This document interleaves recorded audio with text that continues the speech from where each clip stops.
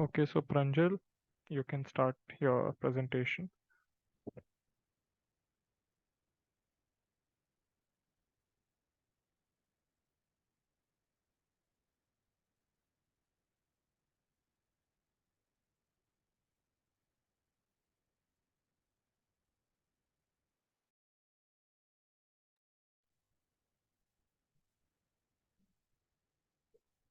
Is my screen visible? Yes, it's visible.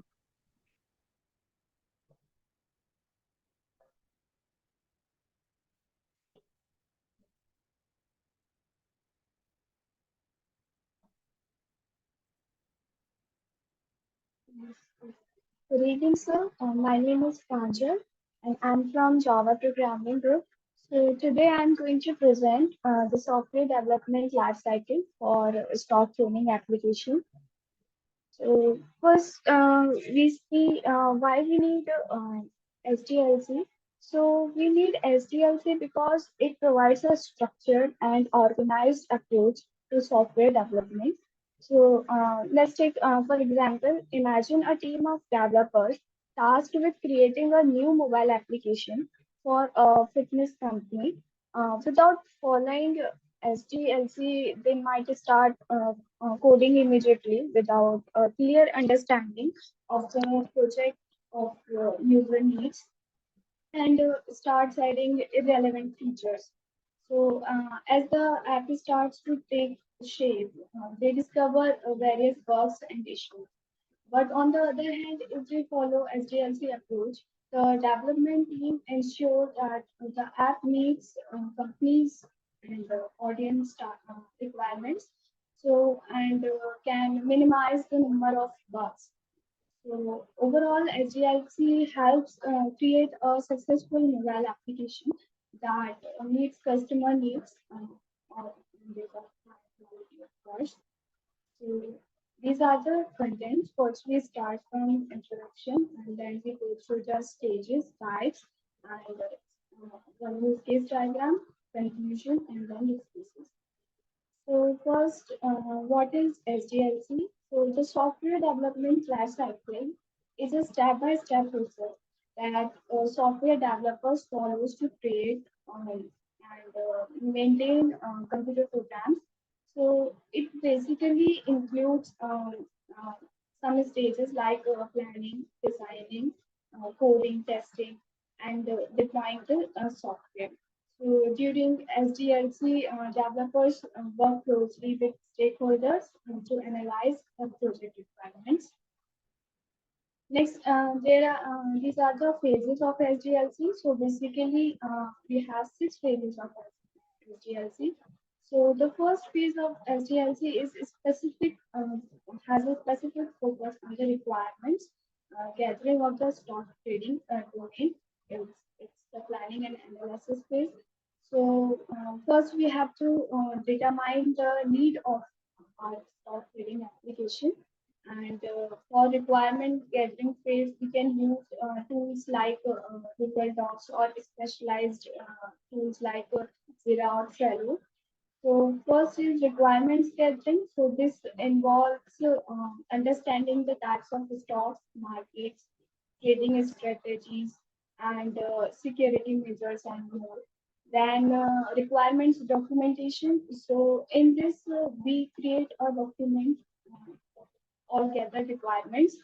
And this documentation basically covers functional and non-functional requirements.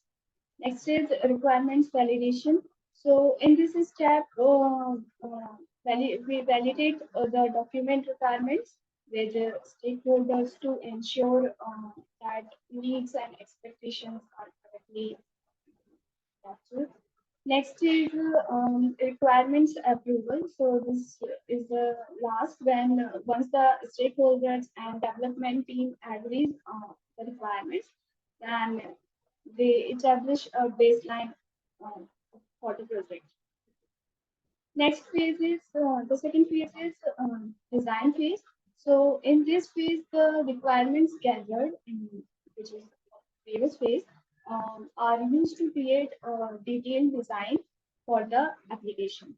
So for the design phase, we use UML, Unified Modeling Language for visual representation of the system architecture, and the tools like Adobe or create UI UX wireframes and all.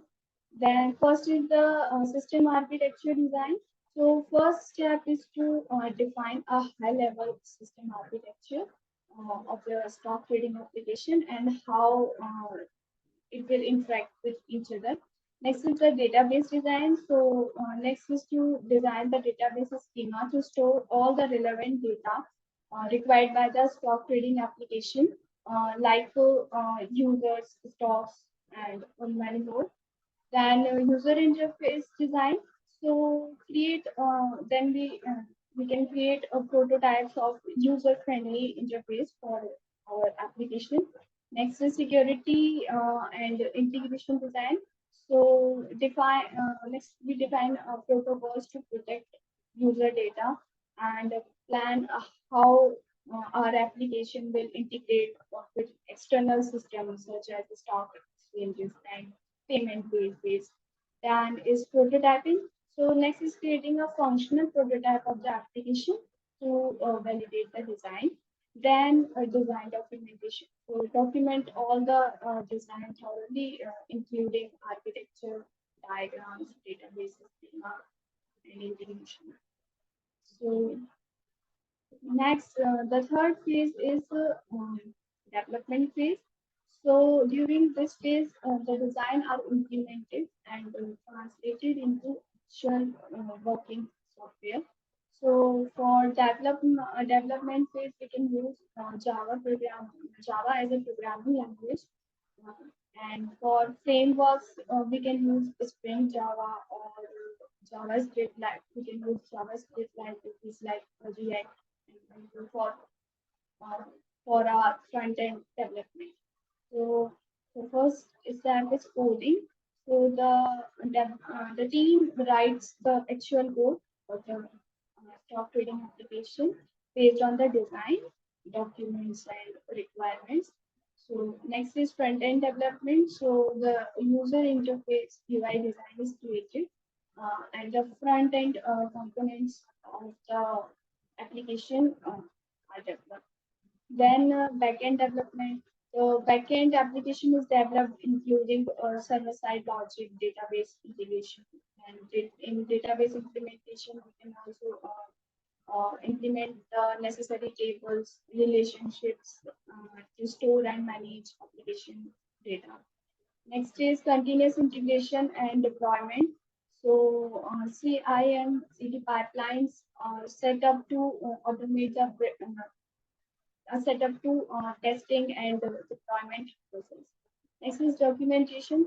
So this includes technical documentation for developers and user documentation also for investors and traders.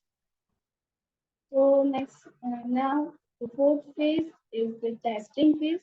So the in this phase, the developed stock trading application undergoes some testing stages. So for testing, we can use frameworks like JUnit or Java. So first is the unit testing, it is a basic testing. So individual components of the application are tested in isolation to verify their correctness and functionalities.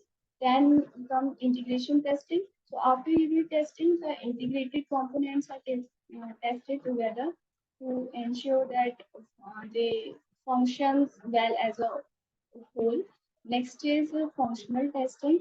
So functional testing is conducted to validate the application that the stock trading application meets specified functional requirements.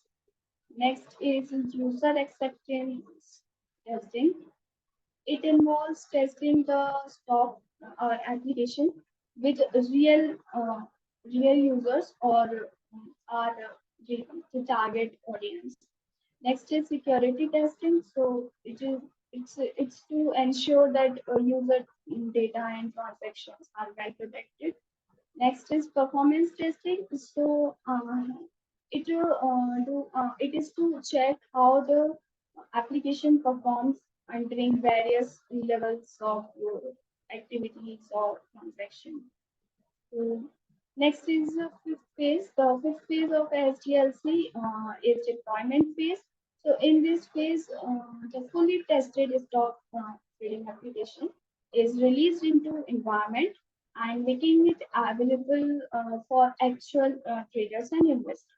So first is step is production environment setup. So we prepare a production environment to host the stock trading application.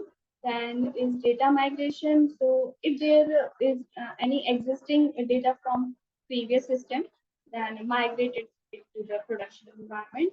Next is deployment execution.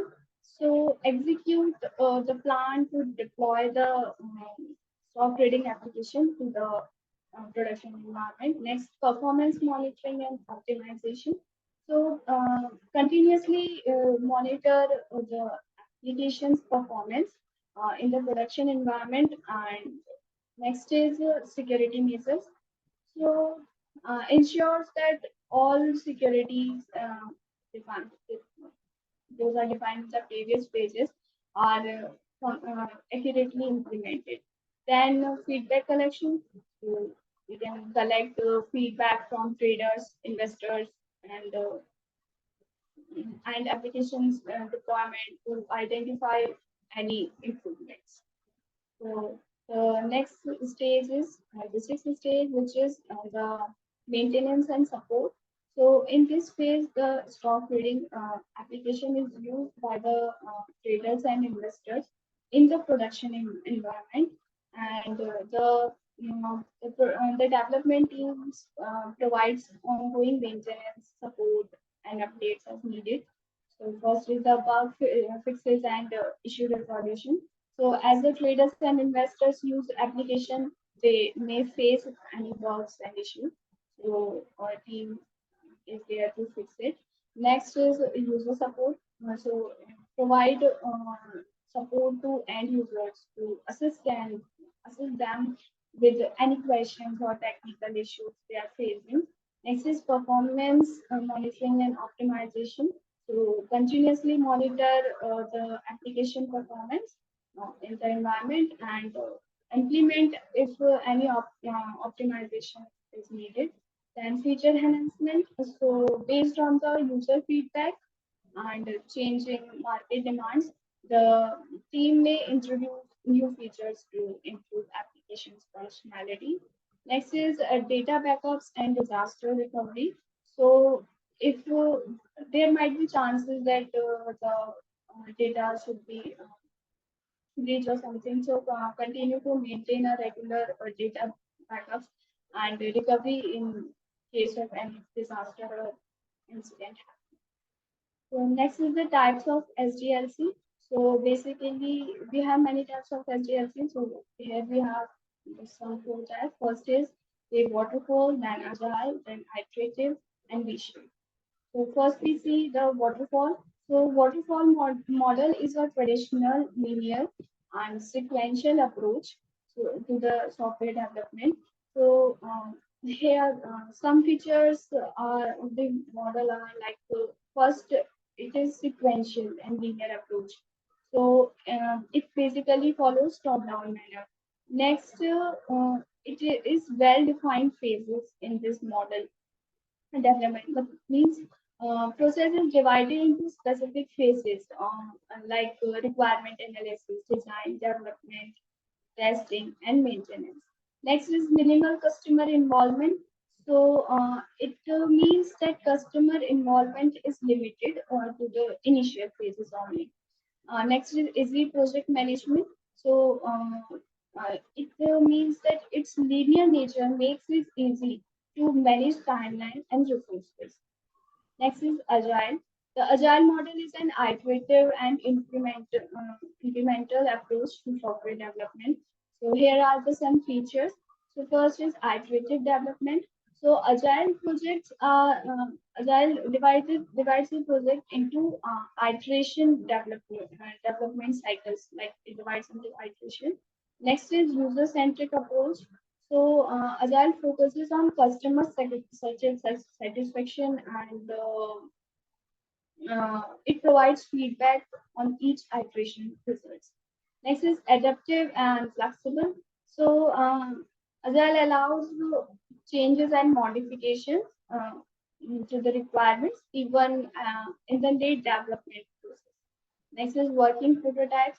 So Agile encourages the creation of working prototypes and MVPs, which are known as minimal viable products, to gather early feedbacks from stakeholders and end users. So next is iterative. So the iterative model is a software development approach that breaks down the development process into smaller parts. So for these are the features. First is incremental development. So the development process is divided into multiple iterations, each resulting in a working and potentially product improvement. Next is risk reduction. Next is adaptability to changes.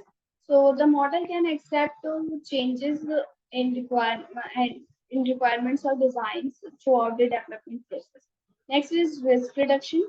So by breaking the development process into iterations, the model helps identifying high risk areas in early stages of the project. Next is integration of components. So this allows integrating individual components of the software as they are developed.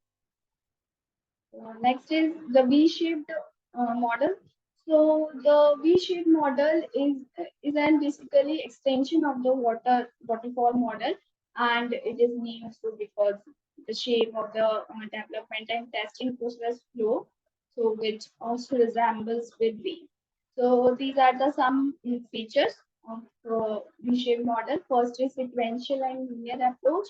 So, like the waterfall model, V-shaped model also follows a sequential and linear approach to software development. Next is validation and verification in phases. So, this model places a strong emphasis on validation. Means it ensures that the software meets the specific requirements which are needed, and verification means ensuring that the software is built correctly.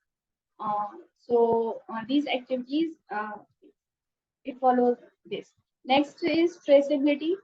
So traceability means that each environment should have corresponding test cases to ensure that it is validated and verified.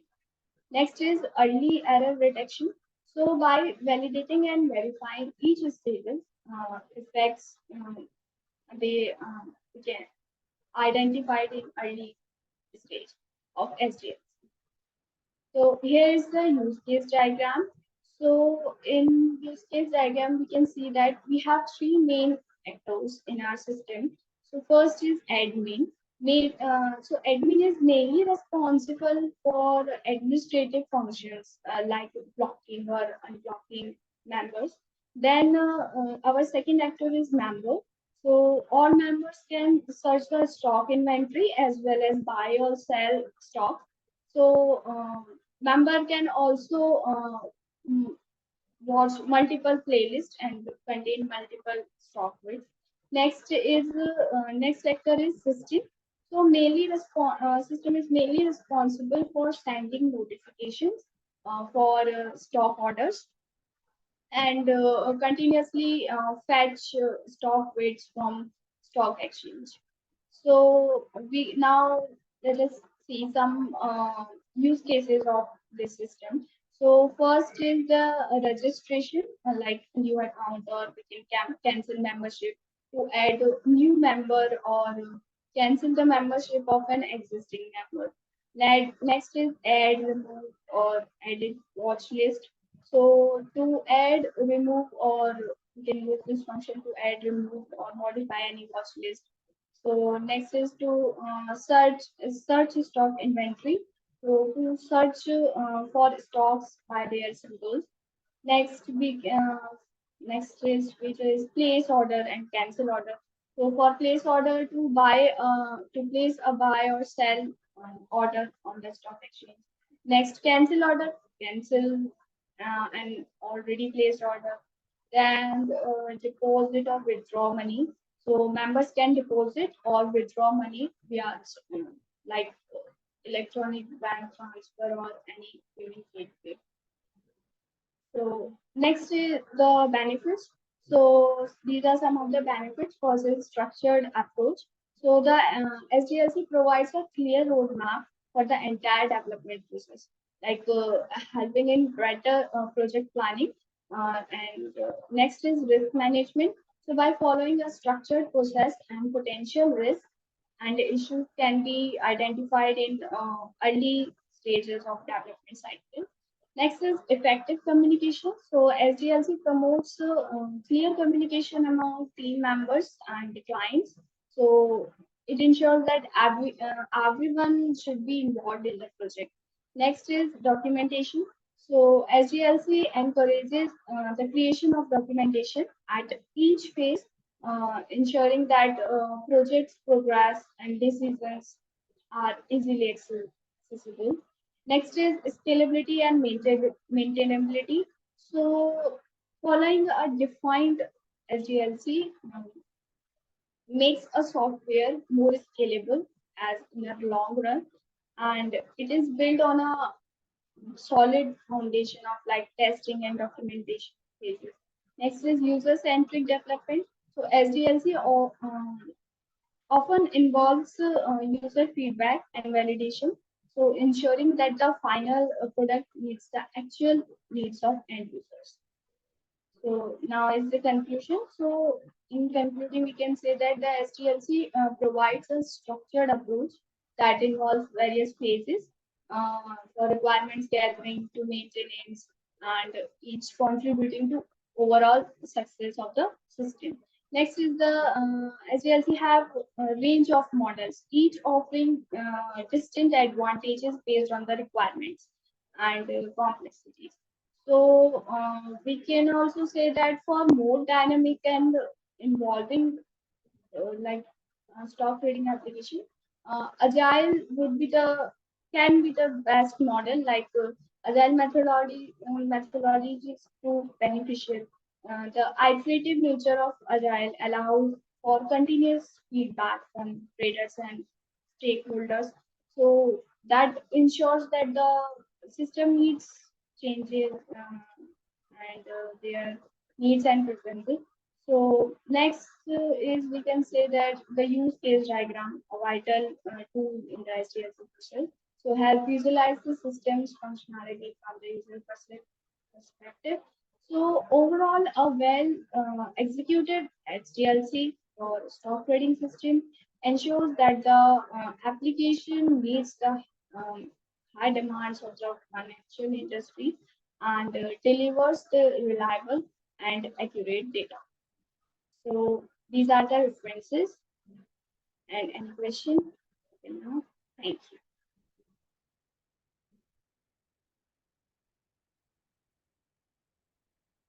Okay, Pranjal, so that was quite a detailed explanation, but I felt like that it's a 1 month, I think 2 month topic, right?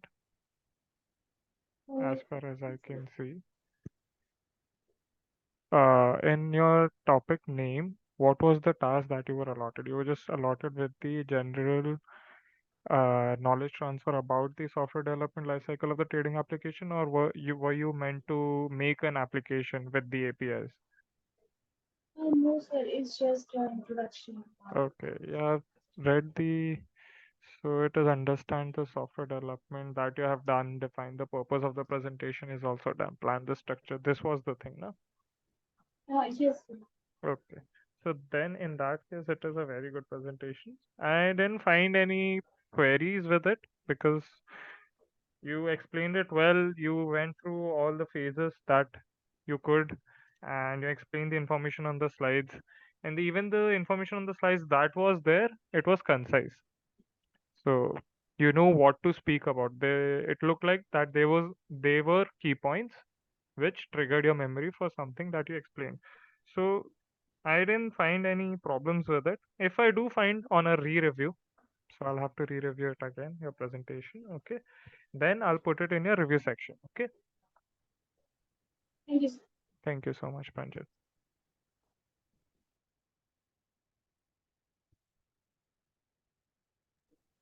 Sir, can I leave? Yes, you can leave. Yes.